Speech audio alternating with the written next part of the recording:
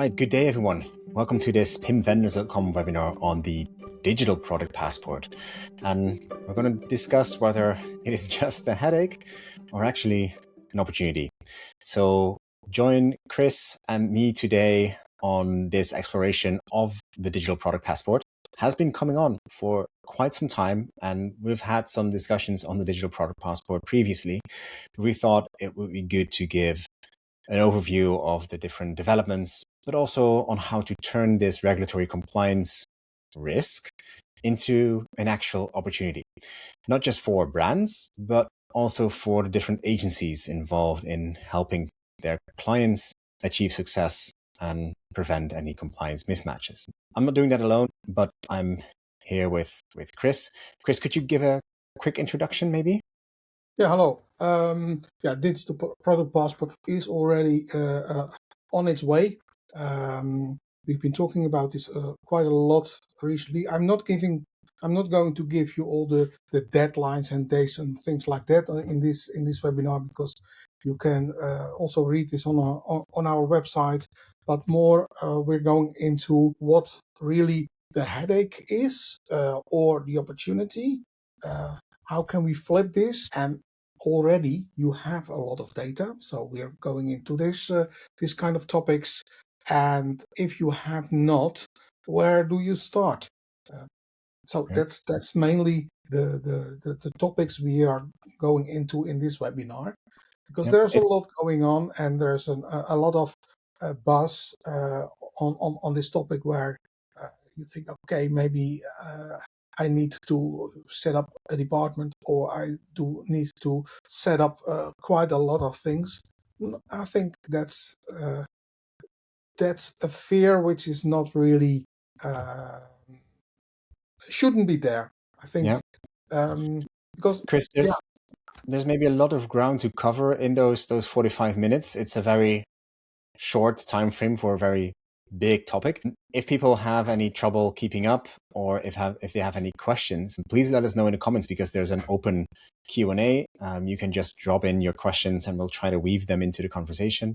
And we're also making a recording, so if things go too quickly or you want to read back, you can do that. We'll also make sure to share the slides with you afterwards, so we'll make those available on our website. So if you go to invendors.com and search for DPP, I'm pretty sure you'll be able to find this recording and the slides shortly. So how is this headache, and why don't I need a paracetamol or aspirin? Look, what we've got is we need to have kind of 7 different topics available for the digital product passport. And 7 topics, it's quite a lot, but a lot of them are already there. You need to have an identification of a product. Of course, you need to be able to say, okay, this is the product I'm talking about, and it has an ID. So everybody with this ID knows it's about this product. We have this cheating code on a lot of products. It's already there. You have a manufacturer part number. That's one of the things you can identify a product on. So all this information probably is there. If not, it's quite a puzzle. What product are you talking about? So that's not the big issue.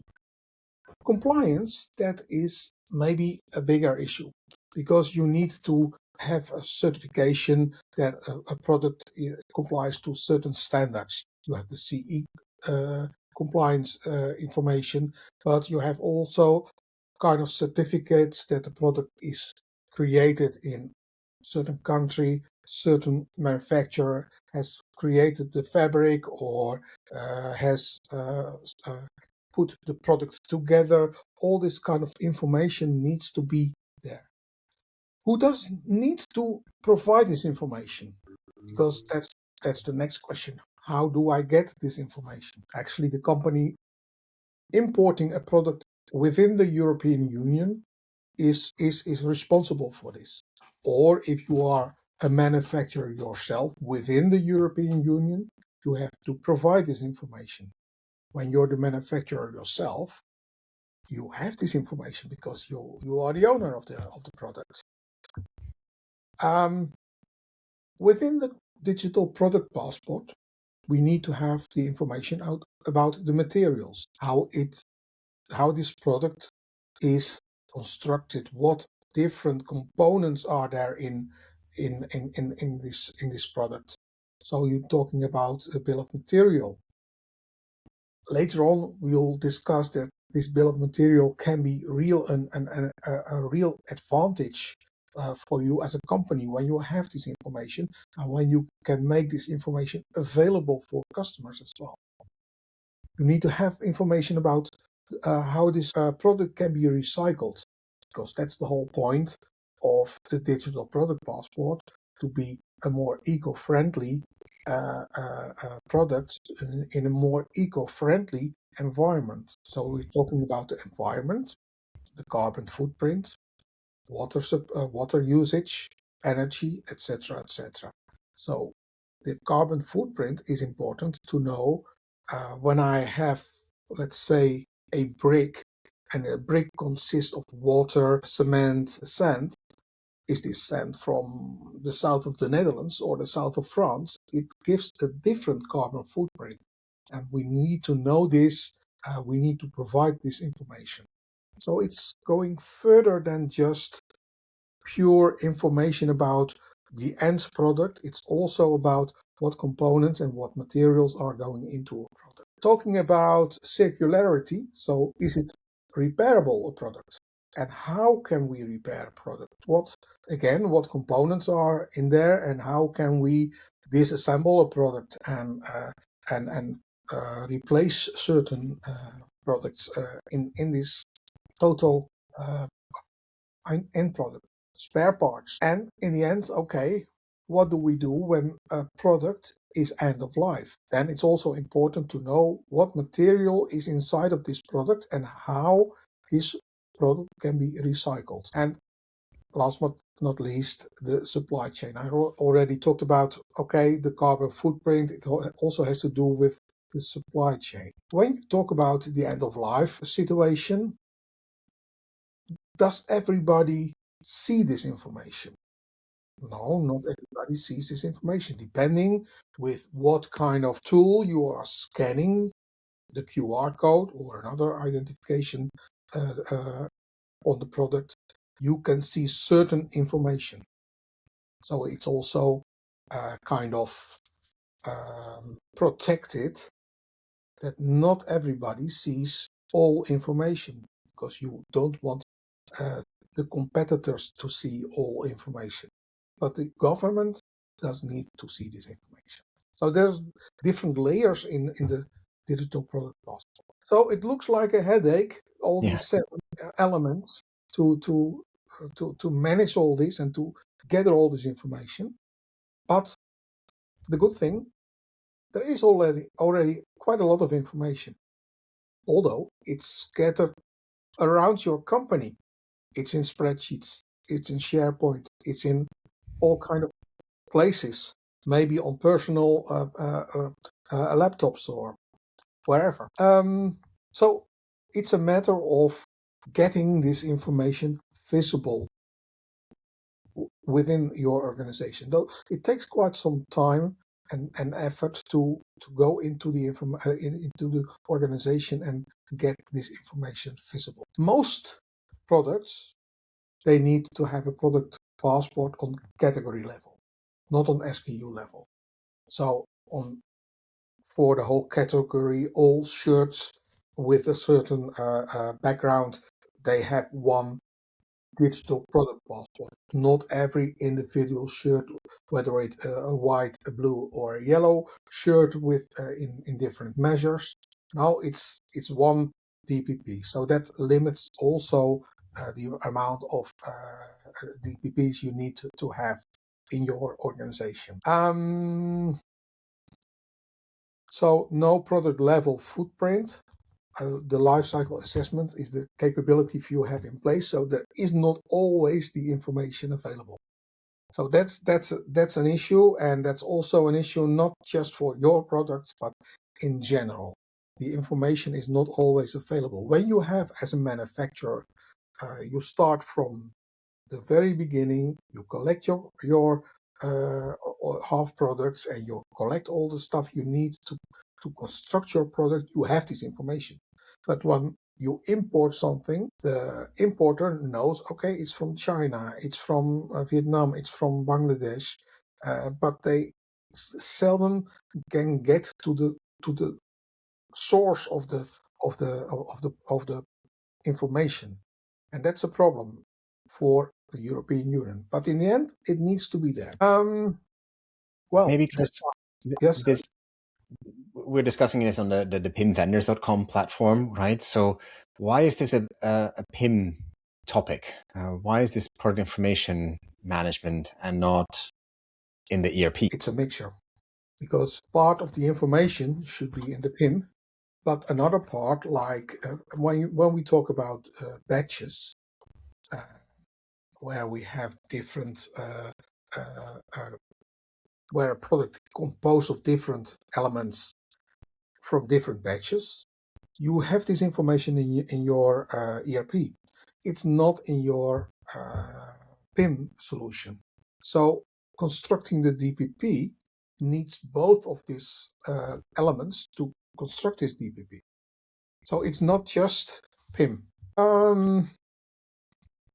Let's see. The data is there already, and most of the data. And when you treat the construction of the DPP as a cost, you often see that it's a one-off project, and you are constructing the DPP and say, okay, this is my portfolio. I have a DPP for every product. And when you do that, it's actually within when there is new assortment, you have a problem because you haven't incorporated this process in your organization. It's been a project, it's finished, it's over. You clean the house once, but it doesn't stay clean forever. You have to repeat this to stay clean. Also, when you treat it as cost, you spend this money, and okay, then it's gone. It's there, and you don't have this process in your organization. So next time you have to start a new project instead of having this process implemented in your organization. And what I said, this data is already old when after launch. It doesn't keep clean itself. And also there is coming a lot of other regulations as well, like PPWR or the packaging. Some of this information you also need for this regulation. So there is an amount of information you need for this regulation, for the next, and there's coming more and more and more regulations, but the base is the same. The base data is in your organization. The only thing is you have to be able to get it to the surface and not hidden somewhere below the surface. So clean data, they can power every channel. When you have clean data on your products, you also can communicate this on your website, saying this product is made in a certain country. There's no child labor involved. There is natural cotton in this product. All this information you have brought to the surface when you are using the digital product passport, but you can communicate this as well to your customers. So therefore, the conversion might be higher. You'll get ranked better because you have richer information. And also, if the process is in place, you have always the latest information available. And that's important because you want to communicate the latest information to your customers. So you have this one model, and all the rules applying to this information, they can be used and reused again. And also when new products come in, they can apply to those rules, and you can fix it within the process you have implemented. Not as a one-off project, but as a process in your organization. I think So, what we yeah, no, I think what we see is often that it is real work, right? To get all that data together and to find one single source of truth, tooling to manage all that, manage it all in the PIM or the MDM. But the value that you thereby generate is real, and it is usually part of a project, a data quality project or a data governance project that had to be done anyway, right? So it's basically you're doing cleanup or you're building a data governance process with the DPP as an end result, right? With a well-filled DPP as the end result. But why not indeed bring your data quality and your data richness to the next level anyway, right? Not just on the elements where you have to do the compliancy, like the PPWR on packaging or the DPP on some regulatory attributes, but really bring the whole attribute set to the next level. exactly. And then you just mentioned, okay, when you're doing this project, the data governance can be brought in place. That's a big issue because a lot of companies, they don't really have a good data governance structure in their organization. And it's not just making a nice RASCI or this kind of things. No, it's talking about people and about capabilities and what needs to be done, good structure, good processes. So it's not easy to implement a good governance structure, but it helps a lot when you need to facilitate this digital product passport or any other regulations, and it helps a lot to keep your data clean, to have one single source of truth of your data. We talked a lot about the burden of a digital product passport, about the fear of starting with it, but there are a lot of advantages. So your commerce will become better. You will have better structured data and across all channels, because all channels can benefit from this data. And when you can communicate better product data to your customers, you have a better conversion. So you have also a lot more information about your cross-sell and after sales, because the bill of material which is needed in the digital product passport to say, okay, this product consists of, and then the different components, they are linked to the main product.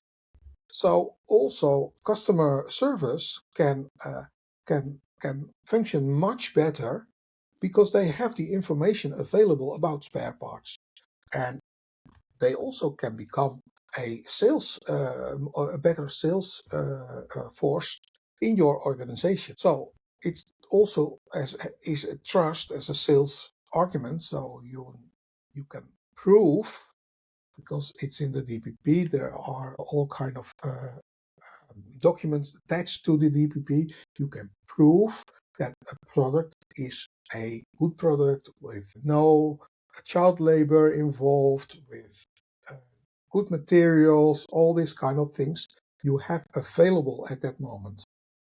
So you don't have to compete just on price, but also on the information about the product. Having good product data will significantly lower your returns and waste.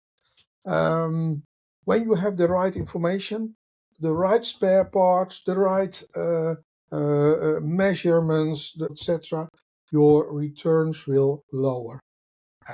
And that will save an enormous amount of costs in your organization. And there is a future-proof data. This data will stay clean. Every product, when there is a digital product passport, has its own digital product passport. When there is a new version, there will be created a new digital product passport, because there is a lot of information in this DPP. The old DPP is still valid. It needs to be captured. So when you have a drill machine, for instance, and you want to replace something in this machine after 10 years of use, you must be able to go back to the original saying, okay, this is the machine, these are the components, and I want to have this component replaced. You know, because it's fixed at that moment, although there are a lot of newer models, but you want to know the information about this model you bought 10 years ago. Maybe, Chris, I heard somewhere that one of the companies that is pushing for the DPP the loudest is actually Shein or Temu, like one of these big Chinese players. Isn't it a bit, I'm not sure if you recognize that, or isn't it a bit counterintuitive that you mentioned trust as a sales argument? These companies are not known for their high quality trust and transparency and let's say their attention for circularity and the environment, but they are one of the biggest proponents for the digital product passport. How does that, where does that come from? Well, if they don't comply, they're out of business. It's as simple as that. And they're making a huge movement on these topics because they need to comply to this regulation. Also, it's not just the big brands importing their stuff from China, but it's also these kind of companies. Okay, we took some examples. Machine maker, which is selling through dealers. They have spare parts and consumable data, and most of the time what we see is that this data lives in disconnected systems. So imagine you as a dealer, you need to have some spare parts. You have to go to maybe paper catalog or whatever to try to find the right spare parts. And of course, a lot of dealers, they have more knowledge about products than the manufacturer themselves. They know exactly, okay, I need this spare part, but it all depends on a few people. If they're gone in the company, the knowledge is gone. So this knowledge you can capture in your data, and then the dealer can find the right part, but maybe not the dealer it's on its own, but also the end user can find the right part. So there's a lot of things you can do with a digital product passport. You can cross-sell a lot of products because you have relations within your product data. When you capture this in a product information management system, it's not just a product database, but it's also about relations in products. Every product with a DPP has either a QR code or a chip in there that you can see, okay, this is this product. So you can scan this and reorder products. So that's also a big advantage when you want to have a regular supply of spare parts or products which you have to replace every year. You can use this scan to reorder. And your service organization also has this information and it becomes a sales channel. What we've seen with a lot of companies is that the service organization depends on one or two very experienced people who will go retire in a year or two, and the knowledge is gone. But when you have this information captured, you can still serve your customers with this information. Yeah, and then the after sales margin is of course higher in most situations than the original. So you can also say, okay, I have this product and I have this component, but I have also the after sales market where I can get this product. So there's a lot of information in the manufacturer world which can profit from the digital product passport instead of, well, it's not just the burden, but it's also an opportunity in this case.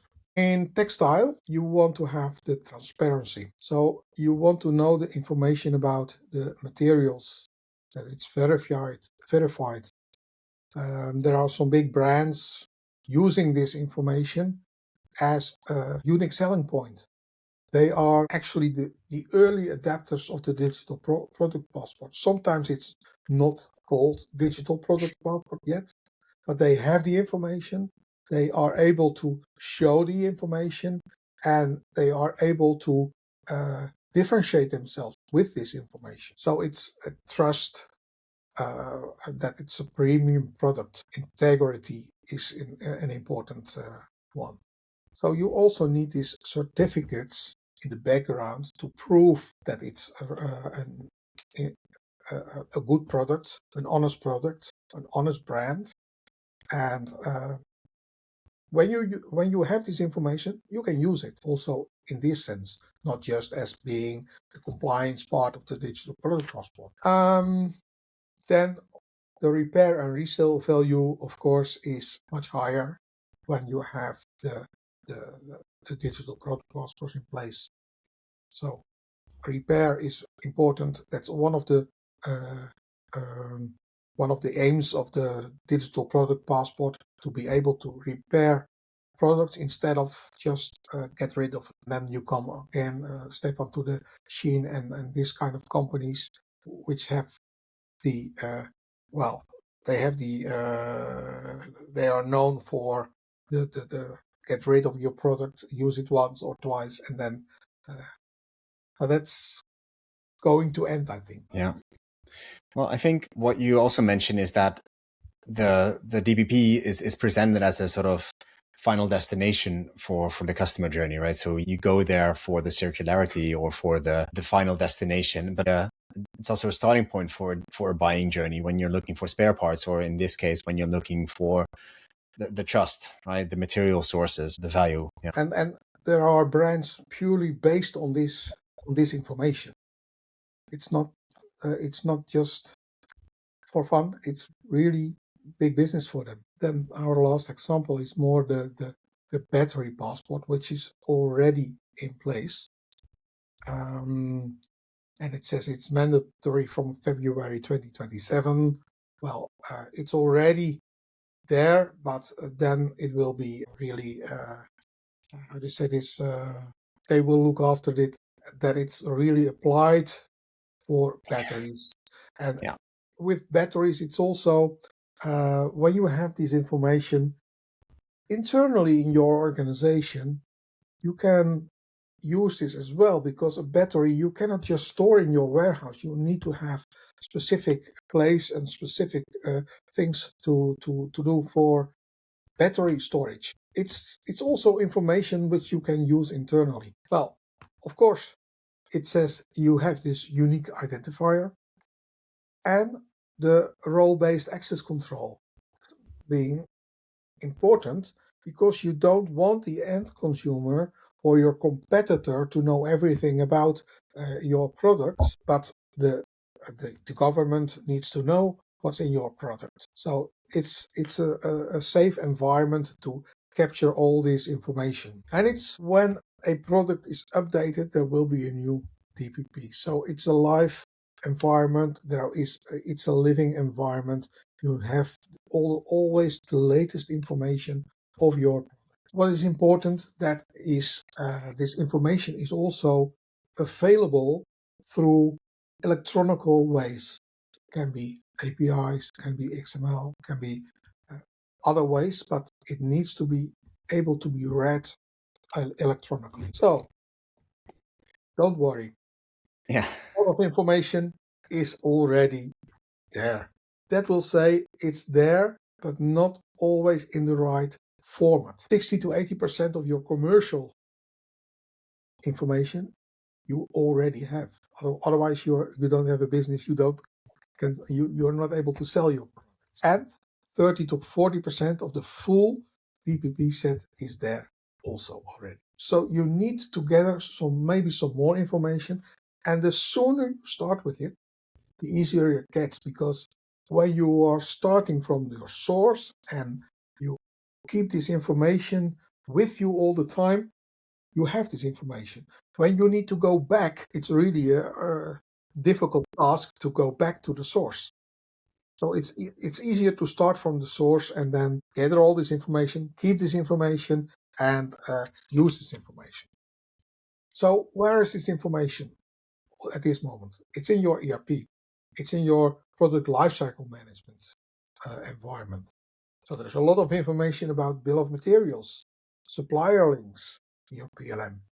All this kind of information you have, but it's not centralized. It can be also in PDFs or in mail with your buyers, for instance. But it's there.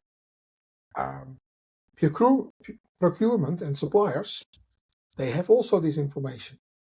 You have this information getting from your suppliers, but it's mostly somewhere in a mail system. How can we get this out of this solution and bring it into a system, because the system is readable electronically, so we can present it in the DPP. Certificates and lab reports are there.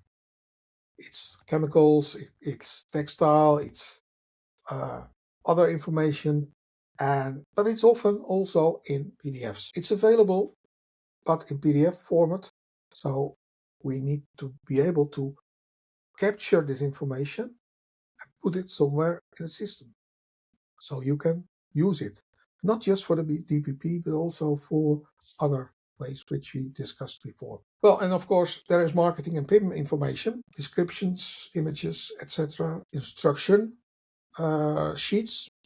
All this information probably is there already, but again, it's not in the right format. I think one of the key things we see with customers is this fear of the wide gap, right? Where there is the fear that you cannot find all the data that is required or that you need to have to be compliant. Well, actually filling those gaps is much easier often than expected. Like even, I mean, if you start small and just start with a few products or one category and start to find and then fill in the product data that is required for the DPP for that category, you often find that it is much less complicated, or that at least a lot of that data is already somewhere in the organization. Yeah, and when you start this way, you can learn and see how can we capture this information in a system. And so you have the raw spreadsheets. Okay, we want this to have in a standardized machine-readable field. So that's step one. You need to convert these spreadsheets into a PIM-like environment or MDM environment. Composition at category level, yeah, we need to have this per SKU. So we can find ways how we can have this category level information in the SKU. When you have a good data model, you can profit from this data model, have the hierarchy and the inheritance in this model. Certificates, we need to digitalize them and connect this to the right products. Your data in well, it says 4 systems, maybe more, but you want to have one single source of truth. And this single source of truth needs to be governed. There needs to be someone to look after this and saying, okay, this is the right data. When everybody is able to add information in an unstructured way, that's not the way you need to do this. You need to govern this. And this data which you have is kind of static, but you need to make a chain of information. When there is a new version of a product, you need to have this version information. You have to keep this version information so you can always go back to the original version when you want to go to do this. The European Union, they need to provide a kind of database where you put this information in, saying, okay, this is the version, this is the information, and they are still building this. It's not yet live. That makes it maybe also kind of difficult, but you need to inform the EU about your products. Okay, how can we go from blank to a working passport? Of course, we need to define a scope. And what Stephan already mentioned, start small. Look into your organization, which product needs to be in the digital product passport first. Start with a small part of the assortment and try to find the way of doing this, because it's just doing, of course, in the right way. You need to find the information. Go into your organization and find the product. Go to your product category manager or your buying assistant or whoever is at the first entrance of your product in the organization, and try to find out where does he or she has the information captured. If this is in mail, find a way to transform this information into a good data model. So we need to find we need to design a good data model to capture this information. This data model then has to be implemented in a PIM and or master data management environment. But anyway, you need to capture this in some kind of technology and deploy a DPP platform, meaning you have to be able to show this information to the public. You don't want them to go into your PIM environment. There needs to be a separate environment for your DPP. And of course, a lot of companies don't have this, but there are also companies providing these services where you can upload your DPP and they take care of the rest. Then, of course, you can enrich your product data, because surely there will be gaps. So you have to find the information and enrich your data. And in the end, you are able to push this to channels and marketplaces. And well, it says set up maintenance, but this is something I actually should be in phase one, to think about the maintenance of things. So there are several steps you can take. And again, start small, make this process in your organization, tune it, and look into what works best for you. In the end, it says here about 30 weeks. I think this will take that amount of time to really have it in place. And it also, do you have a PIM already or not? If you don't have a PIM already, maybe you should think about this. But when you have 500 products, maybe don't use a PIM, but some other environment.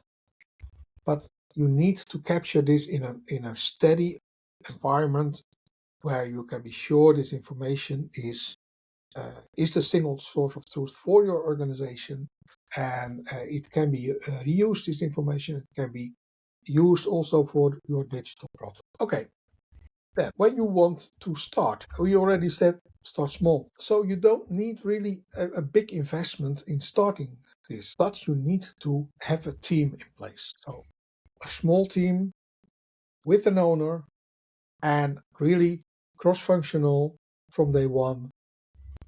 And next step, pick one of your best-selling product lines. So don't go all the way. It's not possible to have to start from scratch and say, okay, this is my portfolio of 30,000 products and let's go. Just start small. Look into what you already have, and also what's important for which product line and which products are you going to do this. So check your deadline, because you can look it up on our website. There are several moments in time when digital product passport is mandatory, so they don't all start all at once. So it's quite a bit, but this one you can start. And if you think, okay, it's difficult because, yeah, in certain ways it is. On the other hand, we have quite some experience with this, and then makes it easier to guide you through this. I think, Chris, we see not just customers struggle with this, but other partners in the industry as well, right? So in the solution space, like how do we adapt the solution to serve the requirements of the DPP? But also, as mentioned on this slide, the agencies that are currently the trusted advisor for their clients when it comes to their product data, there's now new, pretty specific regulatory pressure. Do you need to develop that as your own capability? Or, well, that's where we get to this slide. Can we work with you and your client to help you get compliant fast, help your customer get compliant fast? Yeah, because that's exactly what this is saying, because we do have the experience with multiple customers, directly or via agencies which we can help to make this visible also in the organization, and helping them making the steps we just mentioned. Also, what's important is a good data model, good architectural design, which is important, and this you cannot say, okay, this is the one design we are making. It depends on the organization. It depends on the current situation, and based on that, we can say, okay, you either need a PIM or you need something else, or anyway, you need to do something, and what is something is depending on the current situation. What we're saying is that we have, as PIM vendors, we have quite some experience with product data, structuring product data, gathering product data, bringing product data to the outer world. Actually, that's what product information management does.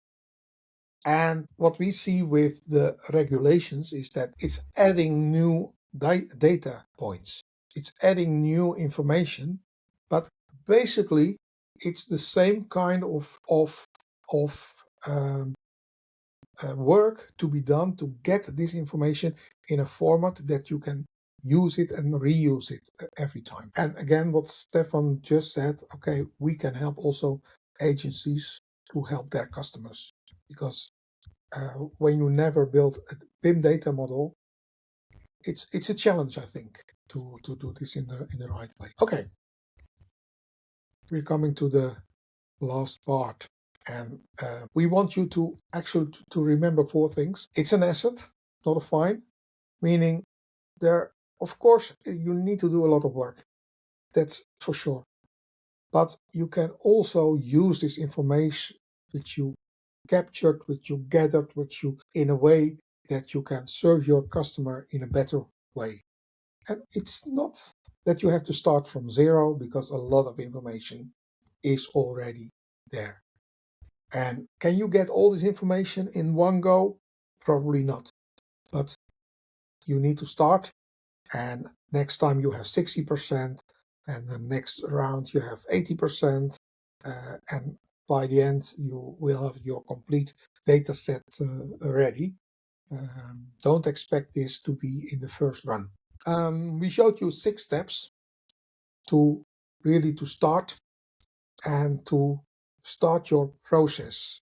In those 6 steps, you don't have your complete catalog of 30,000 products in one go. You start small with a subset of your portfolio, and then build it and learn and see who can do what in your organization, because there are people who are really able to do this, but they need to know what they are going to do, and they need to understand. And that's where we come in. If you need some help, you don't do this. You don't have to do this alone.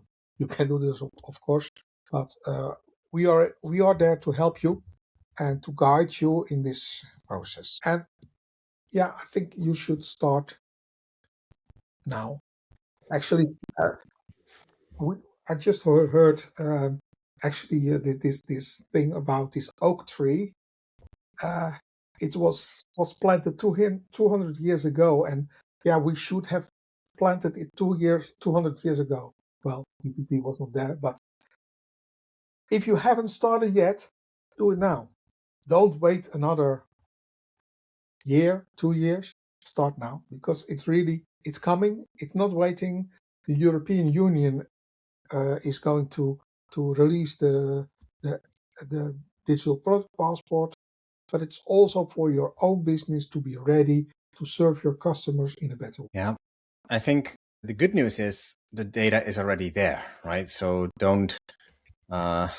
It's basically just finding the right data and connecting it in a scalable way so that it doesn't just work for your current regulatory compliance, but also for all the future product launches and changes that are definitely going to happen to your product catalog. And Chris already mentioned, yes, this could have been done previously, but it's also a great lever, a great stick to start the conversation on data quality and the product information management process and the efficiencies that it can bring inside the organization. So maybe the DPP or regulatory compliance from the PPWR is the stick to get the conversation going and to get the projects on the road.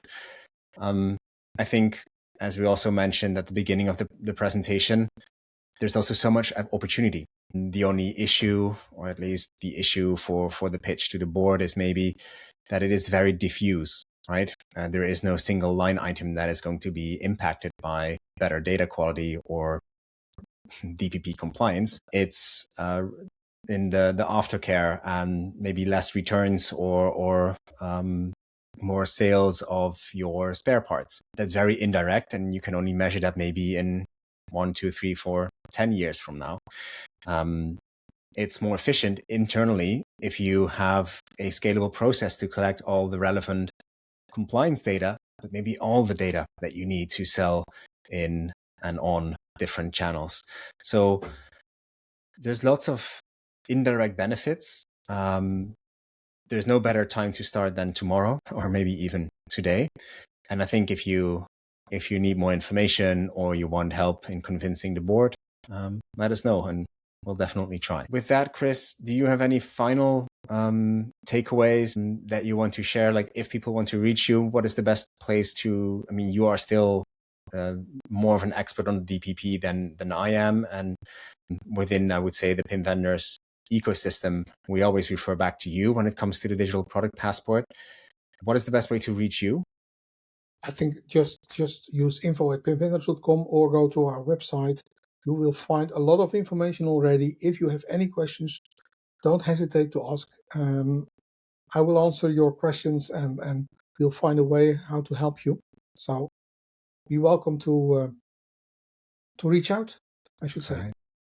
And well, this will not be the last webinar on the digital product passport or the PPWR. There's much more regulatory pressure coming to more industries every year. So keep an eye out on our LinkedIn, our YouTube, and our website if you want to stay up to date. For now, I would say thanks a lot, Chris, for sharing this, and see you soon. Bye-bye. Bye-bye.